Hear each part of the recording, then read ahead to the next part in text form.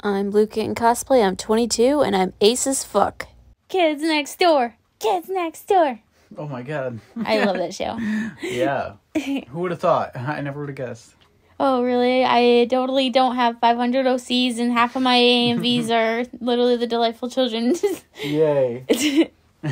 And definitely I do not have plans to cosplay literally all of them. Yeah, maybe. But yeah, today's episode is about candy. Yes. I love that so much. I know, yeah. What was your first experience with K&D? It was a really long time ago. Hard to remember.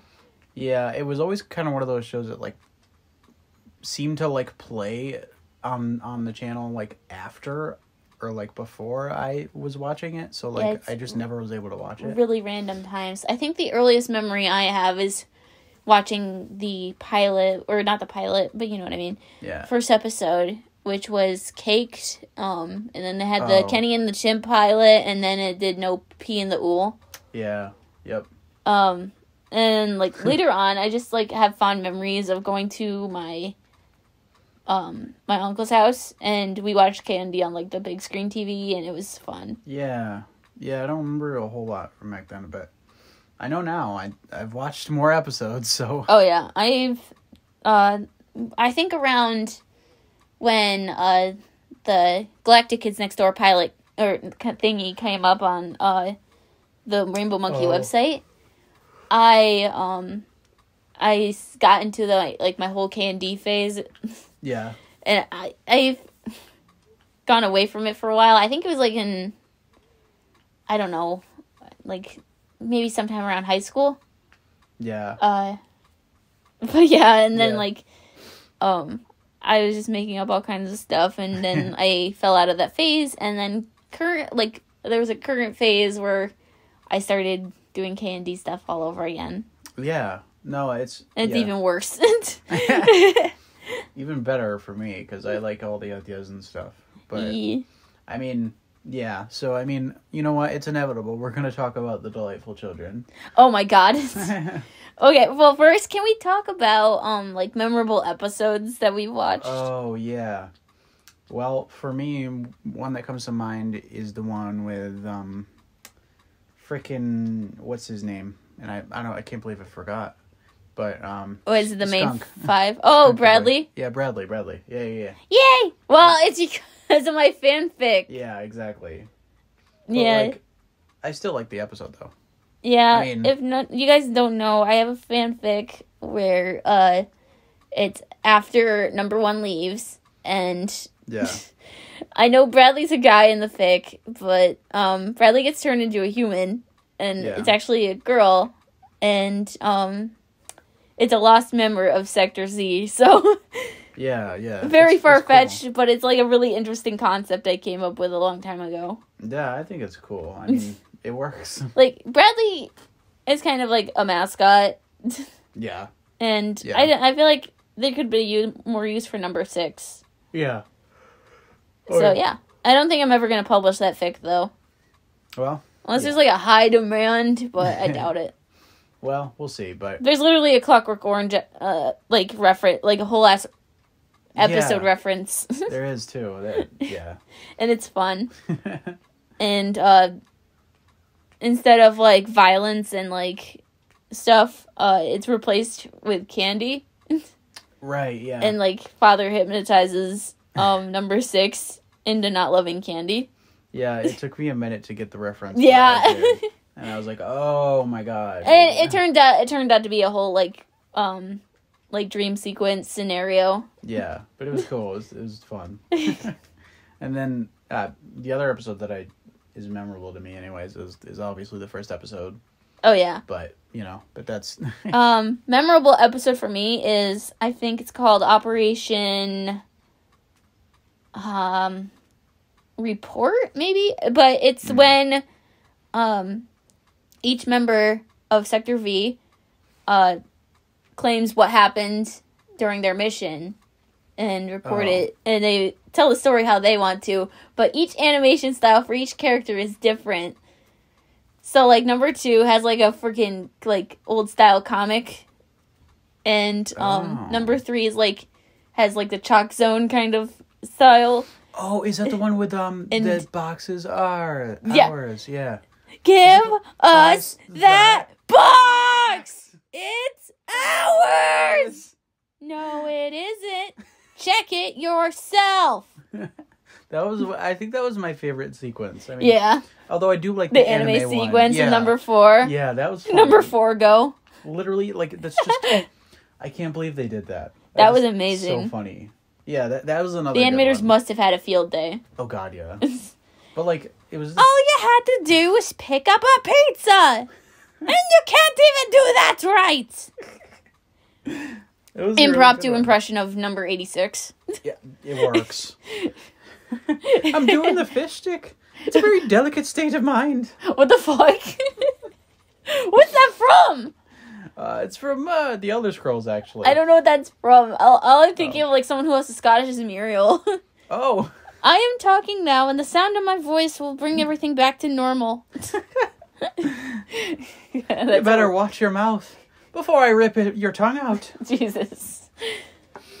Oh, God. Thank God, this took a twist. Anyways, yeah, but those are the episodes that I could... Oh, the Fountain of Youth one is interesting, too. Yeah. Only because it's just never brought up again. Like, there's this entire freaking, tomb under the school? Yeah. And then it's just like, well, I guess it's gone. Nobody ever talks about it now. And the fact that Leona almost killed Sector V. Oh, yeah.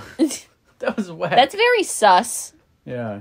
Like, but the baby versions of them were funny. Yeah, maybe getting rid of the fountain is a good idea.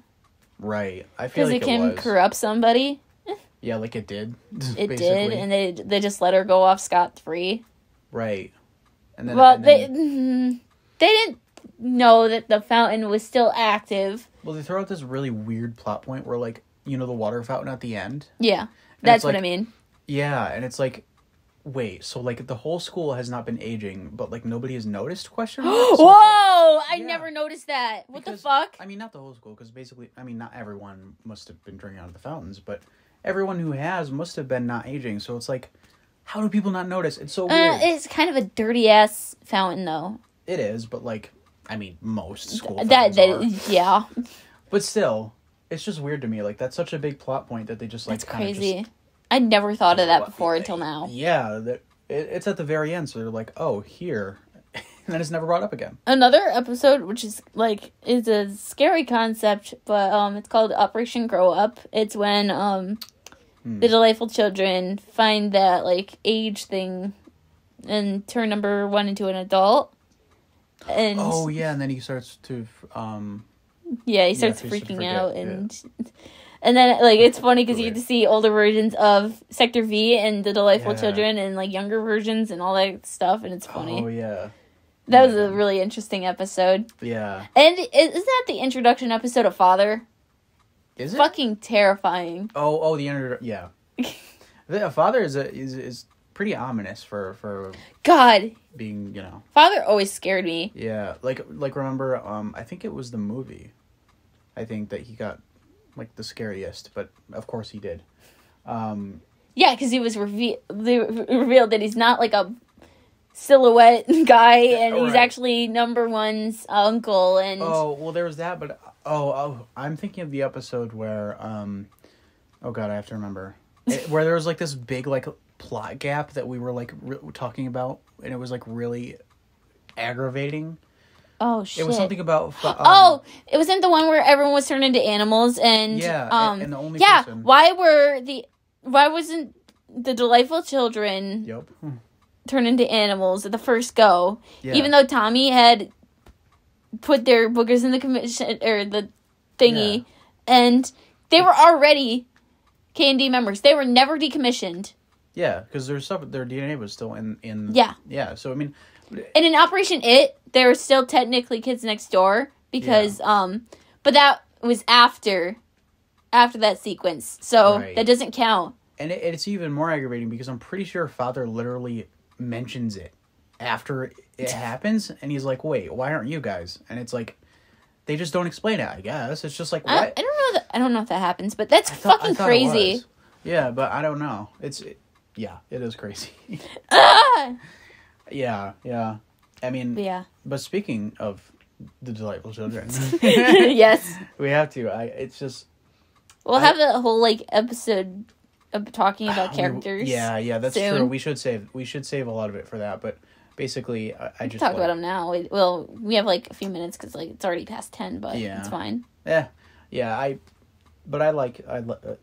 I love the concept. Yeah, that's what I was trying to say. I really like the concept. It's also terrifying too because father just snatched up 5 kids and brainwashed them. Yeah, that town does not have good law enforcement. Yeah, I'm pretty sure property damage is bad. Yeah, I'm pretty sure it has no law enforcement. Honestly, I mean, and I don't think I've ever seen it. Like the only law enforcement I seen was Count Spankulot getting arrested. Yeah, which is funny because like that's like the least dangerous time. I mean he's spanking random kids. I mean that is creepy, but I mean father definitely nowadays people would call him a groomer. Yeah, but I mean father literally kidnapped children. And, he brainwashed them, and there's been many times and where there's definitely abuse. Like half the neighborhood has been friggin' destroyed. Yeah. Jesus. The ending got me so bad. Oh my god, I know. Like, seeing, like, live action versions of the Adult Sector V. Yeah. And... oh my god.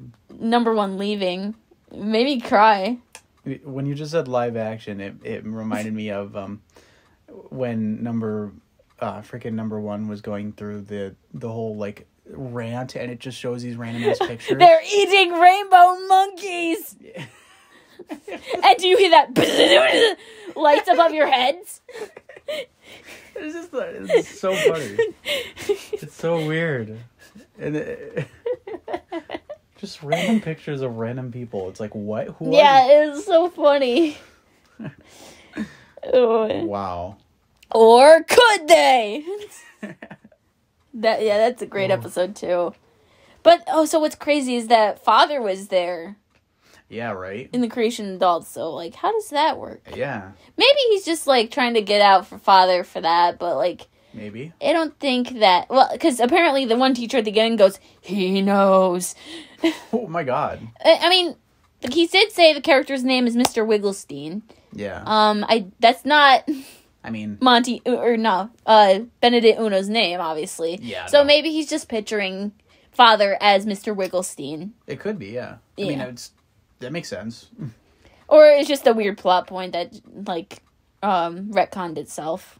Yeah, I mean, there's a lot of things in the show that, like, kind of can be explained because, like, oh, well, they're kids. It's like, father being this, like, really spooky silhouette. Yeah. I think that's just because it's the viewpoint from the kids. Like a shadowy figure. Yeah. Dark shadow. Dark shadow. Oh my god. Oh, yeah. Yeah. Oh, what has the show done to me? I know. You know what? It's fine because it's really good. I love it. Yeah. And I hope we get Galactic Kids Next Door someday. I know, and I hope it's not bad. It won't. I know. It looked great. It has to be made by the same. It obviously was because it was on the Rainbow Monkey website, and yeah. But we'll see. Hopefully it comes eventually.